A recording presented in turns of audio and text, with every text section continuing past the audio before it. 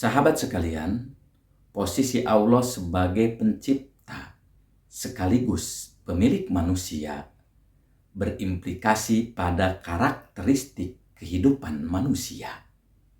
Ya, dalam hal ini terdapat 4 karakteristik kehidupan manusia. Yang pertama, kehidupan manusia itu terbatas. Siapapun dia, mau rakyat, mau pejabat, mau orang kota atau orang desa, laki-laki ataupun perempuan, kehidupannya serba terbatas. Terbatas itu bisa jadi oleh kehidupan manusia lainnya. Seorang guru terbatas karena ada murid. Seorang raja terbatas karena ada rakyatnya. Kalaupun orang merasa dirinya tidak terbatas, sehingga ia berlaku tidak adil, berlaku dolim dan lain sebagainya, akhirnya dia akan bertemu dengan batas yang disebut dengan ajal. Itulah batas manusia yang akan menggiringnya pada kehidupan abadi. Yang kedua, karakteristik kehidupan manusia itu tergantung. Makhluk yang besar biasanya tergantung pada makhluk yang dianggap jauh lebih kecil. Sebagai contoh, dalam kehidupan ini ada yang disebut dengan manusia, hewan, tumbuhan, dan atom. Kalau kita tanya, dalam hierarki alam semesta ini, mana yang memiliki derajat lebih tinggi? Pasti kita akan mengatakan bahwa manusia itu jauh lebih hebat ketimbang hewan. Hewan jauh lebih tinggi ketimbang tumbuhan. Tumbuhan jauh lebih tinggi ketimbang atom. Namun jika pertanyaannya dibalik, mana dari strata ini yang paling tergantung? Jawabannya pasti, manusia adalah makhluk yang sangat tergantung. Manusia tidak akan bisa hidup tanpa adanya hewan. Hewan tidak akan bisa hidup kalau tidak ada tumbuhan. Tumbuhan tidak akan hidup kalau tidak ada tanah dan air. Nah, dengan demikian, karakteristik ini seharusnya menyadarkan kita agar tidak menyombongkan diri. Apa yang harus kita sombongkan? Toh, jika tidak ada hewan, tidak ada tumbuhan, tidak ada atom, manusia akan punah dengan sendirinya. Yang ketiga, karakteristik kehidupan manusia itu adalah relatif. Ya, memang konsekuensi dari tergantung itu, berbatas waktu, itu akan melahirkan kehidupan yang serba relatif. Jauh, besar, itu relatif. Ruangan yang dulu waktu kita kecil dianggap besar, sekarang sudah tidak besar lagi. Jarak dari satu kota ke kota lain, kalau menggunakan kendaraan yang modern, itu tidak disebut jauh lagi.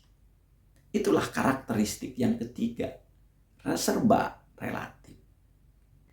Yang keempat, karakteristik kehidupan manusia itu adalah berubah.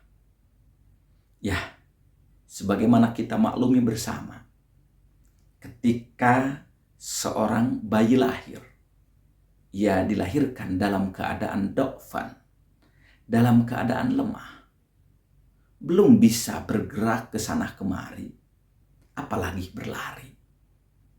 Berbeda dengan binatang, ketika binatang dilahirkan, ada binatang yang pada saat itu sudah bisa berjalan, seperti kambing dan lain sebagainya. Nah, sementara manusia itu dari dhofan. Lemah itu kemudian akan meningkat, akan berubah menjadi kuat, hatta akan mencapai puncak kekuatannya ketika ia dewasa. Namun, yang namanya puncak itu pasti akan kembali menukik tajam menuju titik nadir yang disebut dengan dokpan kembali. Lemah, kuat, lemah. Bahkan jika masih ada usia, pada saat itu manusia semakin tua renta, dan pada saat tua renta ia lebih lemah dari sebatang kayu yang lapuk. Ia bagaikan daun-daun kering yang terhempas angin. Sahabat sekalian, 4 realitas karakteristik kehidupan manusia itu menuntut adanya sesuatu eksistensi yang agung, sesuatu yang wah, sesuatu yang luar biasa yang menjadi tujuan hidup manusia. Itulah yang kita kenal dengan istilah ilah. Ya, ilah itu berelasi dengan aliha yang biasanya diterjemahkan satu sakana ilaih, merasa tenang kepadanya. Jadi manusia dengan 4 karakteristik hidupnya itu kadang-kadang gundah gulana. Kegundahan memerlukan ketenangan. Berarti pada saat ia tidak tenang, ia perlu ilah. Yang kedua, aliha itu bermakna istajaro bihi, merasa terlindungi. Ya, sekali lagi, eksistensi kehidupan manusia berada dalam eksistensi kehidupan manusia tidak berada dalam keadaan aman selamanya. Terkadang banyak ancaman. Karena banyak ancaman, tentu manusia itu perlu perlindungan, perlu Tuhan. Yang ketiga, aliha itu dimaknai dengan istaqo ilaihi, merasa rindu kepadanya. Sesuatu yang melindungi kita, sesuatu yang besar, yang maha, kemudian kita merasa tentram kepadanya, tentu manusia merindukan kepadanya. Karena kerinduan itu salah satu faktornya kita merasakan rahmat dan rahimnya. Yang keempat, wuli'a bihi, cenderung dan mencintai kepadanya. Sahabat sekalian, dari aliha itu kemudian muncullah salah satu di antaranya kata al-ilah. Karenanya al-ilah ini memiliki 4 makna. Yang pertama, al-margu, yang diharapkan. Nah, jadi sesuatu itu disebut ilah karena adanya harapan kita kepadanya. Baik itu harapan yang bersifat jasadiyah ataupun ketenangan ruhani. Yang kedua, ilah itu bermakna al-marhu, yang ditakuti. Takut Tuhan itu menibankan siksa kepada kita. Takut ilah itu memberi petaka kepada kita. Yang ketiga, ilah itu terkait dengan al-mahbub, yang dicintai.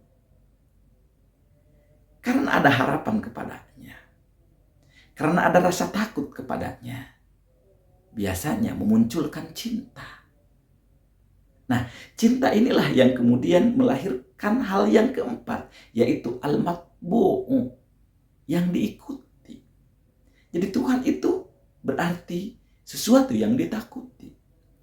Karenanya, ungkapan la ilaha illallah bisa kita maknai dengan la marghuba illallah. Tidak ada yang diharapkan kecuali Allah. La marhuba illallah. Tidak ada yang ditakuti kecuali Allah. La mahbuba illallah. Tidak ada yang dicintai kecuali Allah. Wala matbu'a illa Allah. Dan tidak ada yang diikuti kecuali Allah. Oleh sebab itulah, pernyataan Rabbun kemudian bergeser Malik, berakhir pada ilahin nas. Kesadaran akan rububiyah Allah, mulkiyah Allah, dan uluhiyah Allah, itulah yang harus kita internalkan ke dalam jiwa, yang dengannya kita berlindung kepada Allah dalam 3 dimensinya: rububiyahnya, mulkiyahnya, dan uluhiyah